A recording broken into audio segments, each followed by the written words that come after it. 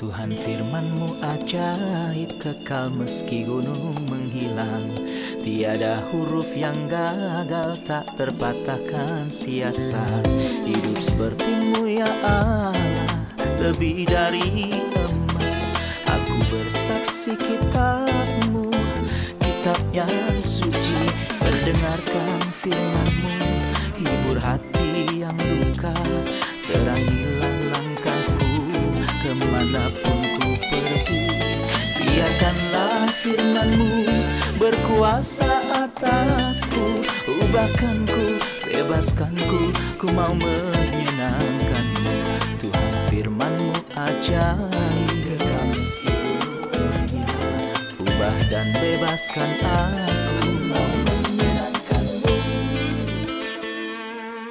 Salam jumpa para pemirsa terkasih, saya menyambut Anda sekalian dimanapun Anda berada. Dalam episode yang terbaru, program studi harian kita, Semua Kitab Suci. Kita masih mempelajari Injil Lukas, kita telah sampai di pasal 5, dan saya mendorong Anda untuk mengambil Alkitab Anda, dan mengikuti kami dalam studi ini, serta mengirimkan pertanyaan apapun kepada kami mengenai Injil Lukas atau Alkitab atau bagian lain dari iman Kristiani. Untuk memulai, izinkan saya untuk menyambut tamu kehormatan yang telah hadir di studio, hamba Tuhan Yosef Riyad. Selamat datang, Saudara Yosef. Juga para hadirin yang telah hadir di studio, selamat datang. Saudara Yosef, mohon beri kami gagasan utama dalam pasal 5. Lukas 5 memiliki 5 ide. Ide pertama adalah salah satu dari 7 mujizat yang Kristus lakukan dengan Simon, menangkap sejumlah besar ikan. Setelah itu, menyembuhkan orang sakit kusta. Ketiga, menyembuhkan orang yang lumpuh. Keempat, mengundang Lewi yang adalah Matius, penulis Injil Matius, dan akhirnya sebuah pertanyaan tentang puasa di akhir pasal ini. Baik, terima kasih. Izinkan saya membaca beberapa ayat kemudian kembali untuk bertanya. Silakan. Pada suatu kali, Yesus berdiri di pantai Danau Genesaret, sedang orang banyak mengerumuni Dia hendak mendengarkan firman Allah. Ia melihat 2 perahu di tepi pantai, nelayan-nelayannya telah turun, dan sedang membasuh jalannya. Ia naik ke dalam salah satu perahu itu, yaitu perahu Simon, dan menyuruh dia supaya menolakkan perahunya sedikit lebih jauh dari pantai. Lalu ia duduk dan mengajar orang banyak dari atas perahu. Setelah selesai berbicara, ia berkata kepada Simon, "Bertolaklah ke tempat yang dalam dan tebarkanlah jalamu untuk menangkap ikan." Simon menjawab, "Guru, telah sepanjang malam kami bekerja keras dan kami tidak menangkap apa-apa, tetapi karena Engkau menyuruhnya, aku akan menebarkannya juga." Dan setelah mereka melakukannya, mereka menangkap sejumlah besar ikan sehingga jala mereka mulai koyak. Lalu mereka memberi isyarat kepada teman-temannya di perahu yang lain supaya mereka datang membantunya. Dan mereka ini datang, lalu mereka bersama-sama mengisi kedua perahu itu dengan ikan sehingga hampir tenggelam. Ketika Simon Petrus melihat hal itu, ia pun tersungkur di depan Yesus dan berkata, "Tuhan, pergilah daripada aku, karena aku seorang berdosa." Sebab ia dan semua orang yang bersama-sama dengan dia takjub oleh karena banyaknya ikan yang mereka tangkap. Demikian juga Yakobus dan Yohanes, anak-anak Zebedeus yang menjadi teman Simon. Kata Yesus kepada Simon, "Jangan takut, mulai dari sekarang engkau akan menjala manusia." Dan sesudah mereka menghela perahu-perahunya ke darat, mereka pun meninggalkan segala sesuatu lalu mengikut Yesus. Bisakah Anda mengomentari peristiwa ini, Saudara Yosef? Dalam peristiwa ini, Kristus menyikapkan kemuliaannya dalam suatu cara yang jelas, khususnya kepada 4 orang muridnya, Simon dan saudara laki-lakinya, Yohanes dan Yakobus. Keempat murid ini, Kristus menyikapkan kemuliaannya kepada mereka. Di awal pasal ini ia berkata, "Pada suatu kali Yesus berdiri di pantai Danau Genesaret, sedang orang banyak mengerumuni dia hendak mendengarkan firman Allah. Saya dapat berbicara dengan firman Allah.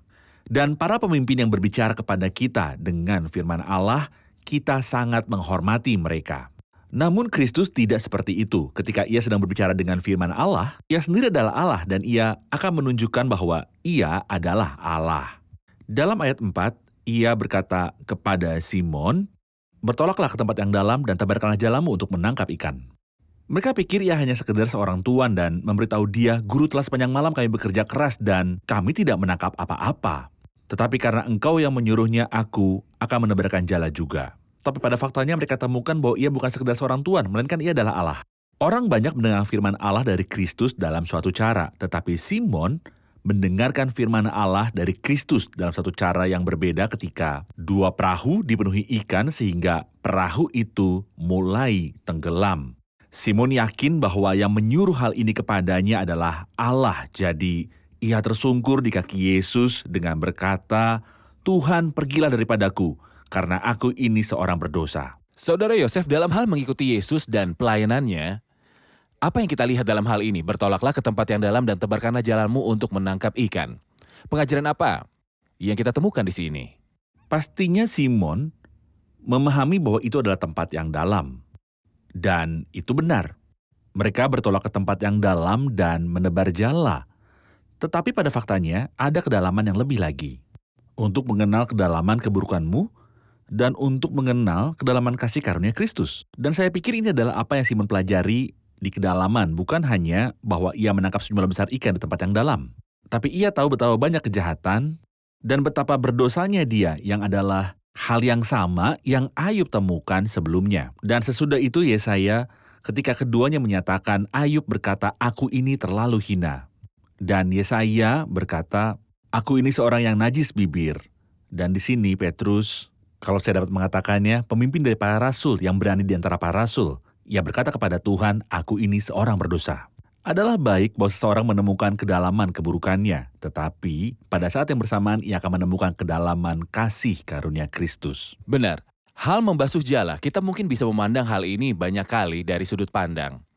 Bahwa mereka gagal dan tidak punya kemungkinan-kemungkinan yang lain, dan mereka menyerah serta berkata, "Kami tidak berdaya untuk membawa ikan." Tetapi saya ingin melihatnya dari sudut pandang yang lain, pentingnya membasuh jala.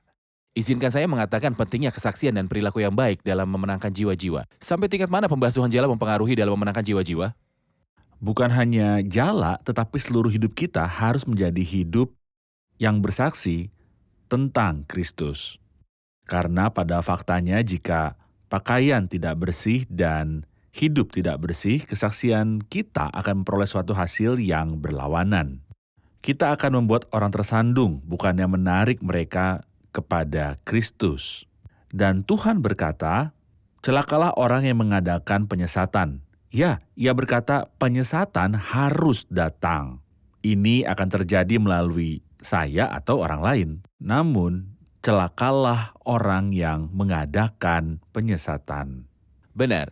Setelah Petrus bertobat atau setelah ia mengakui bahwa ia orang berdosa dan Tuhan memberi dia tugas berupa sebuah misi, dan saat itu dia menjadi penjala manusia, apakah perintahnya, Saudara Yosef? Pertama saya akan berkata bahwa Simon berkata kepadanya, "Tuhan, pergilah daripadaku, aku tidak layak menerimamu di dalam perahuku karena aku ini seorang berdosa." Pada faktanya ia benar-benar seorang berdosa, namun apakah ini berarti bahwa Tuhan akan meninggalkan dia? Sampai kita di pasal 19 ayat 10, sebab anak manusia datang untuk mencari dan menyelamatkan yang hilang.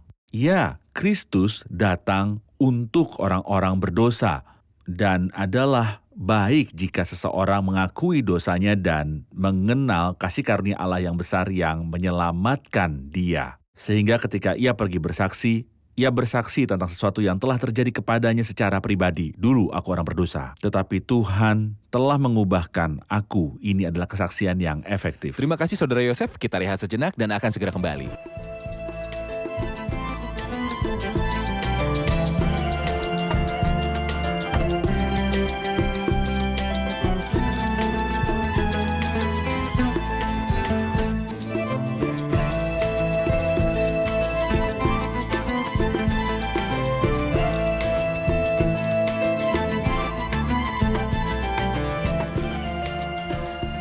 Kita tahu ada 7 mujizat yang berkaitan dengan Petrus. Ini salah satunya. Mungkinkah untuk mengetahui lainnya?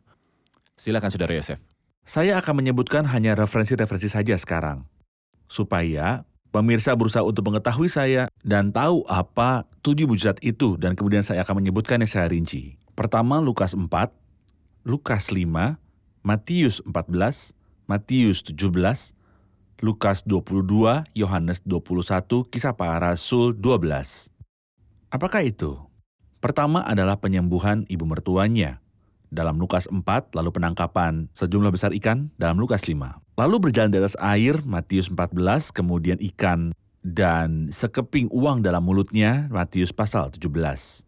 Lalu penyembuhan Malkus yang telinganya dipotong oleh Petrus pada Lukas 22. Kemudian penangkapan 153 ekor ikan dalam Yohanes 21 dan akhirnya Kisah Para Rasul pasal 12 ketika Herodes menjebloskan Petrus ke dalam penjara dan Tuhan menyelamatkan dia serta menghajar Herodes dan ia dimakan oleh cacing-cacing lalu mati. Terima kasih. Ayat-ayat dari 12 sampai 16 adalah mujizat penyembuhan orang kusta. Bisakah Anda mengomentari tentang mujizat ini?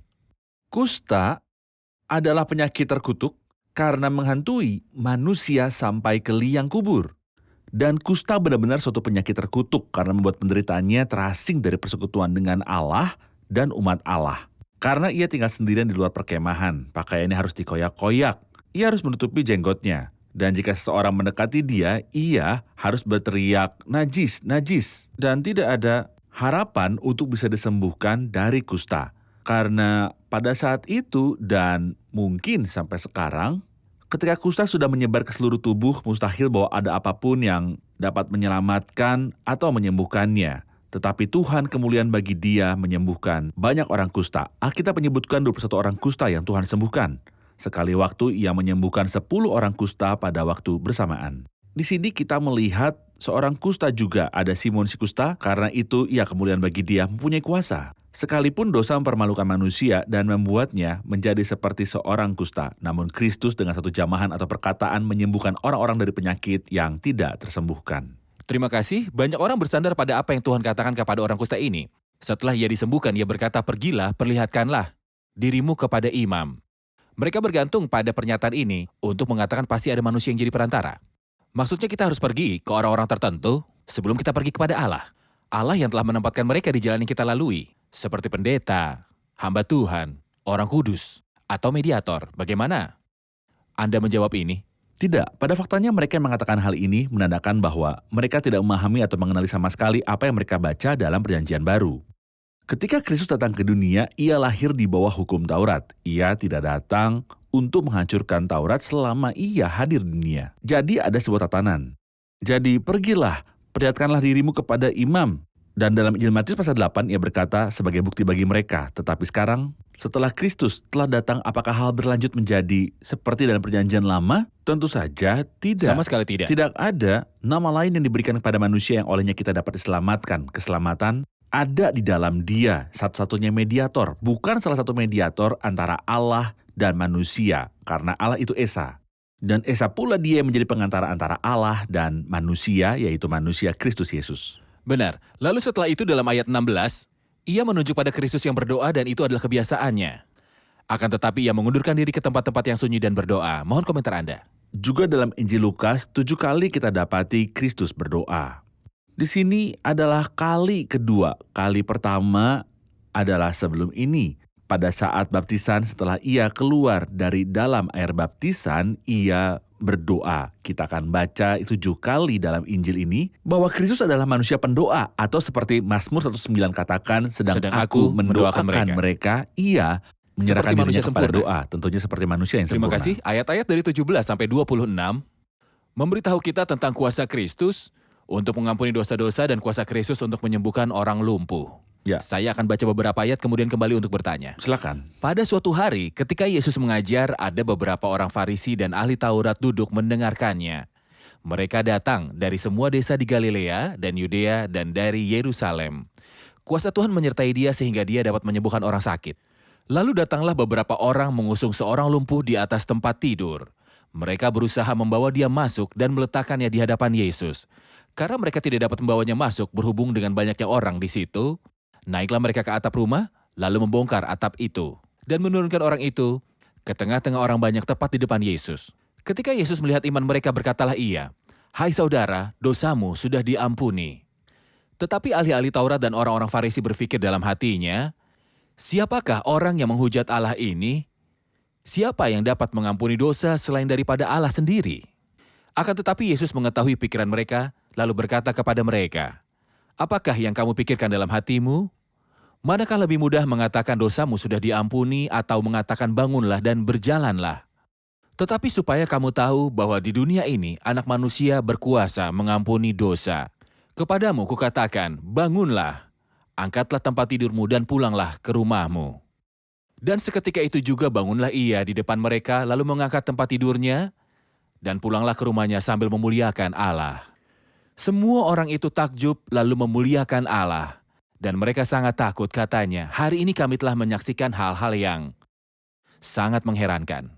Saudara Yosef, saya ingin Anda memberitahu saya bagaimana peristiwa ini menggambarkan kesengsaraan manusia dan kuasa serta kemuliaan Kristus. Kesengsaraan manusia tampak dalam Injil Lukas. Kita melihat dua gambaran paling sedikit sebelum yang ini, dan ini adalah gambaran ketiga.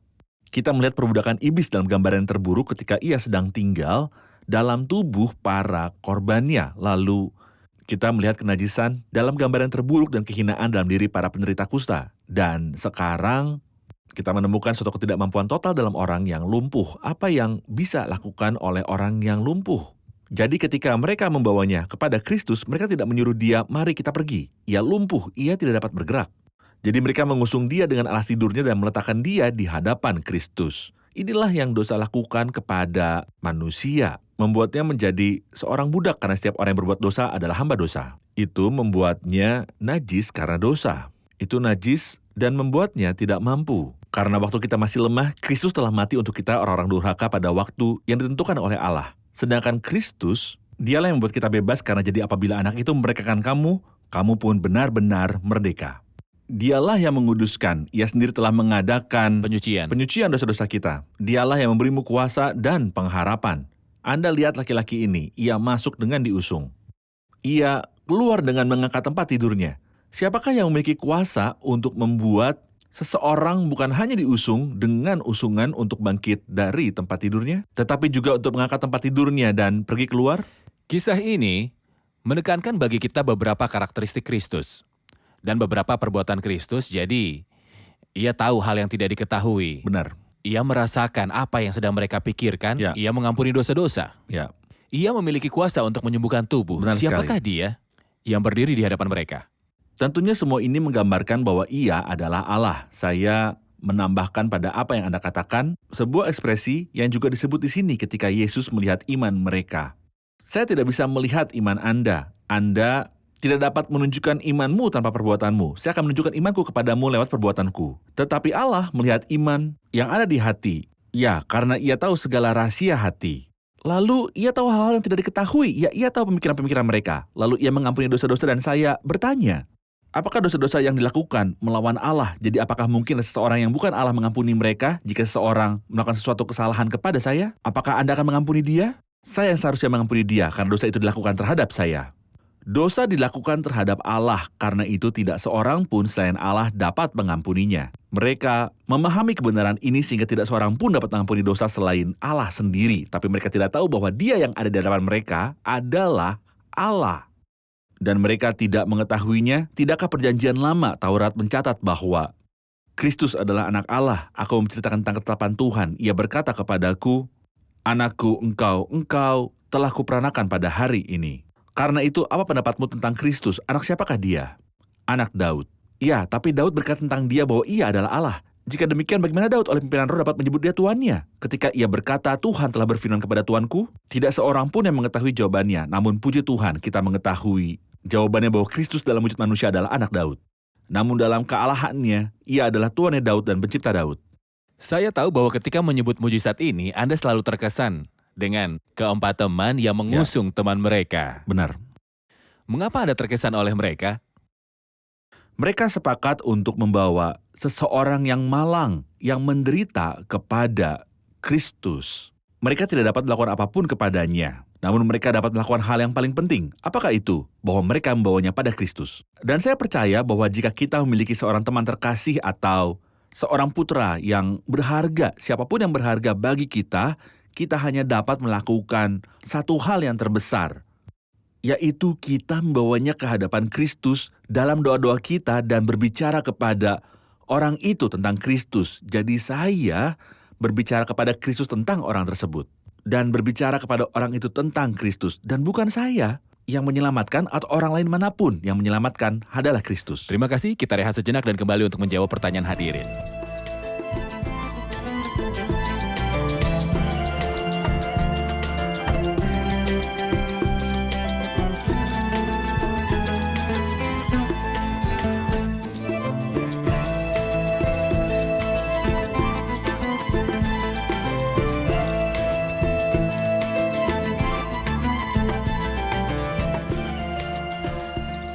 3:2, aku datang bukan untuk memanggil orang benar, tetapi orang berdosa supaya bertobat. Adakah orang yang dapat menjadi benar tanpa membutuhkan pertobatan? Silakan. Ada banyak orang yang benar di mata mereka sendiri. Kristus tidak datang untuk mereka. Karena ia berkata bukan orang sehat yang memerlukan tabib, dan saya berkata mereka yang menganggap dirinya sehat. Artinya jika saya menganggap diri saya sehat, untuk apa saya pergi ke tabib? Tapi mungkin bertanya, apa keluhannya? Saya jawab, saya sangat sehat. Ia akan bertanya, kenapa kamu datang? Karena itu mereka yang sehat tidak membutuhkan tabib. Namun adakah orang yang sehat? Kita semua adalah orang berdosa yang sakit, tidak satupun yang tidak bersalah. Namun ada orang yang berpikir mereka orang benar, walaupun Alkitab berkata dengan jelas, meyakinkan dan tegas, dan hukum Taurat datang pada tahun 1500 sebelum Masehi untuk membuktikan kebenaran ini, bahwa tidak ada orang benar. Namun ada orang yang yakin bahwa mereka benar. Apakah menurut Anda mereka akan datang kepada Kristus? Ketika kita baca dalam pasal 7 Injil ini, apakah orang Farisi membutuhkan Kristus dan juga kasih karunia-Nya? Apakah perempuan berdosa itu membutuhkannya? Ya, dan ia datang dengan air mata penyesalan. Namun apa yang menghubungkan Simon orang Farisi dengan Kristus? Jika ia nabi, tentu ia tahu siapakah dan orang apakah perempuan itu adalah seorang berdosa. Baik, terima kasih. Bagian sesudah itu adalah dari ayat 33 mengenai sebuah pertanyaan tentang hal berpuasa. Ia berkata, orang-orang Farisi itu berkata pula kepada Yesus, murid-murid Yohanes sering berpuasa dan sembahyang, demikian juga murid-murid orang Farisi, tetapi murid-muridmu makan dan minum. Jawab Yesus kepada mereka, dapatkah sahabat mempelai laki-laki disuruh berpuasa sedang mempelai itu bersama mereka? Tetapi akan datang waktunya apabila mempelai itu diambil dari mereka, pada waktu itulah mereka akan berpuasa. Ia mengatakan juga suatu perumpamaan kepada mereka, tidak seorang pun mengoyakkan secari kain dari baju yang baru untuk menambalkannya pada baju yang tua. Jika demikian, yang baru itu juga akan koyak, dan pada yang tua itu tidak akan cocok kain penambal yang dikoyakkan dengan yang baru itu. Demikian juga tidak seorang pun mengisikan anggur yang baru ke dalam kantong kulit yang tua, karena anggur yang baru itu akan mengoyakkan kantong itu, dan anggur itu akan terbuang dan kantong itu pun hancur. Tetapi anggur yang baru harus disimpan dalam kantong yang baru pula, dan tidak seorang pun yang telah minum anggur tua ingin minum anggur yang baru. Sebab ia akan berkata, anggur yang tua itu baik. Pertanyaan saya, apa yang Tuhan maksudkan lewat percakapan tentang puasa dan sahabat mempelai laki-laki dan kapan mereka akan berpuasa? Puasa adalah sebuah pelayanan perkabungan, di mana manusia menyampingkan dirinya menyatakan bahwa ia tidak layak. Bahkan untuk pemberian-pemberian sederhana yang Allah tawarkan kepada burung gagak dan burung-burung di udara. Sahabat mempelai laki-laki tidak dapat berpuasa menurut Injil Matius 9. Mereka tidak dapat berduka ketika mempelai laki-laki ada bersama mereka. Ini tidak selaras dengan ciri sukacita sejati yang Kristus timbulkan ketika ia sedang ada bersama seluruh murid, mengingat bahwa mereka adalah kaum yang tersisa. Kristus sedang berbicara tentang mempelai laki-laki yang adalah dirinya. Ini jelas dalam pembicaraan Yohanes Pembaptis, yang empunya mempelai perempuan ialah mempelai laki-laki. Sahabat-sahabat mempelai laki-laki adalah kaum tersisa yang saleh. Ketika Kristus bersama mereka, mereka sangat senang. Dari mana mereka tahu bahwa Kristus adalah mempelai laki-laki? Dari banyak kitab dalam Perjanjian Lama. Kitab yang paling terkenal adalah Kitab Kidung Agung. Dan Hosea. Ya, ia menjelaskan kepada kita bahwa Kristus adalah mempelai laki-laki. Kapan mempelai laki-laki akan diambil, dan di sini Kristus sedang menunjuk pada dirinya diangkat kayu salib, anak manusia harus ditinggikan. Setelah Kristus mati di atas kayu salib dalam kehinaan, lalu dan khususnya sesudah pengangkatan gereja, kaum tersisa yang saleh dari bangsa ini akan meratap, berpuasa, merendahkan diri mereka, serta memohon belas kasihan Allah, dan Tuhan akan berbelas kasih atas mereka ketika mereka datang kepadanya dalam kerendahan hati dan pertobatan serta hati yang remuk. Setelah itu Tuhan mengatakan beberapa kata yang kita perlu jelaskan. Apa yang dimaksud dengan baju yang tua, baju yang baru, serta secari kain dan kantong kulit baru, dan kantong kulit tua untuk diisikan anggur dan kantong kulit yang baru. Kita perlu menjelaskan kata-kata ini kepada pemirsa. Silakan. Anda perhatikan pertama-tama bahwa kata tidak seorang pun diulangi 3 kali dalam ayat 36, 37, dan 39. Tidak seorang pun, tidak seorang pun, tidak seorang pun. Anggur adalah sesuatu yang ada di dalam. Baju adalah sesuatu yang di luar. Seakan ia ingin memberitahu kita bahwa kekristenan itu adalah sesuatu yang sepenuhnya baru dari luar dan sesuatu yang sangat baru dari dalam, yang artinya bahwa kita mengenakan Kristus sehingga saya tidak tampak dalam diri saya sendiri. Lalu Roh Kudus memenuhi saya sehingga ia memenuhi hati saya dengan sukacita dan inilah anggur baru dan inilah baju baru. Kekristenan bukanlah secari kain dari suatu baju baru pada baju lama, dan dengan menyesal saya berkata bahwa berjuta-juta orang Kristen memandang kekristenan cuma sekedar secari kain dengan konsep yang sama dari perjanjian lama. Misalnya itu bukanlah suatu keimamatan pada umumnya bagi semua orang percaya, melainkan sebuah keimamatan pengantara antara Allah dengan manusia. Ini di perjanjian lama. Atau masih sama di perjanjian baru? Atau semua orang percaya sejati adalah imam-imam bagi Allah? Pada faktanya, inilah perbedaan mendasar nyata antara agama orang Yahudi dan kekristenan. Tetapi sayangnya mereka memandang kekristenan hanya sekedar secari kain dari baju baru pada baju lama. Jadi, apakah hasilnya? Bahwa yang baru akan membuat koyakan yang lebih buruk. Ini artinya, ketika mencampurkan Taurat dengan kasih karunia, kita menyia-nyiakan kengerian Taurat yang dirancang untuk menuntun jiwa kepada Kristus. Ketika saya tahu betapa jahat dan berdosanya saya, dan bahwa tak ada yang dapat menyelamatkan saya kecuali Kristus, jadi begitu Kristus datang, saya akan berlari padanya. Hukum Taurat adalah pengajar kita untuk membawa kita pada Kristus. Mereka tidak hanya menyingkirkan kengerian hukum Taurat, tapi juga menyingkirkan kemanisan kasih karunia. Kasih karunia akan murah di mata saya. Itu murah, dan tak seorang pun berpegang pada kasih karunia seperti seharusnya. Karena walau keselamatan adalah oleh kasih karunia, mereka berkata, apa jaminannya bagiku? Bagaimana mungkin Anda tidak yakin? Mencampurkan hukum Taurat dengan kasih karunia menghasilkan kebingungan. Sehingga hukum Taurat bukan lagi hukum Taurat ataupun kasih karunia adalah kasih karunia. Namun kekristenan seperti disingkapkan oleh Alkitab, Sebuah baju yang baru. baju yang sama sekali baru dan anggur yang sepenuhnya baru. Dan ayat terakhir dalam pasal ini, dan tidak ada seorang pun yang telah minum anggur tua ingin minum anggur yang baru. Sebab ia akan berkata anggur yang tua itu baik.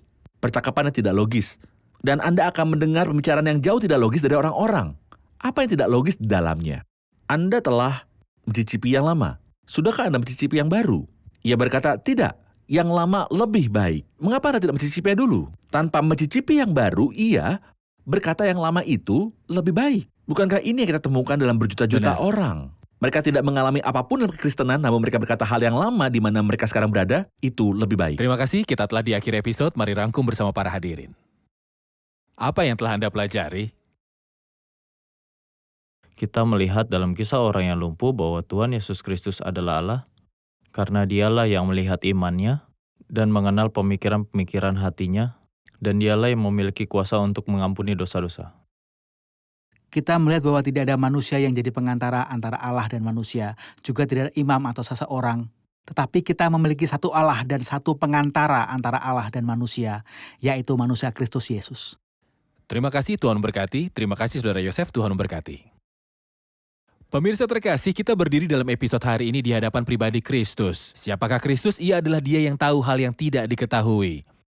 Ia adalah Dia yang menyingkapkan rahasia-rahasia. Dialah yang mengampuni dosa-dosa. Kristus bukanlah seorang manusia yang mengaku-ngaku sebagai Allah, tetapi Ia Allah yang bermanifestasi dalam wujud manusia. Anda dan saya dipanggil bukan hanya untuk mengagumi pribadi dari Kristus, tetapi juga dengan sepenuh hati percaya dalam pribadi Kristus. Ia Allah yang bermanifestasi dalam daging dan dalam karya penebusannya di kayu salib. Pemirsa terkasih, sampai jumpa di episode selanjutnya. Tuhan menyertai.